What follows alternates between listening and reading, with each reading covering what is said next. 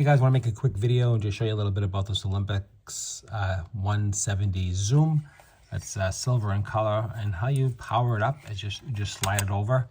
You can see how it just automatically powers up. The lens picks out and the flash opens up. That's how that works. Here is the readout here. The film goes in the back. Let me just show you that. Film goes here, right back here. And the battery goes right on the side, right here. Let me just show you that real quick. That's where the battery goes, right in the side, right there. And to shut the power down, just close it and everything will retract. Then you slide it across, and that's how you cover the lens. This is silver in color. Very nice camera. Also does the date all around. This is adjustment for the eyepiece. All around here you can see flash works, everything works beautiful. Telephoto.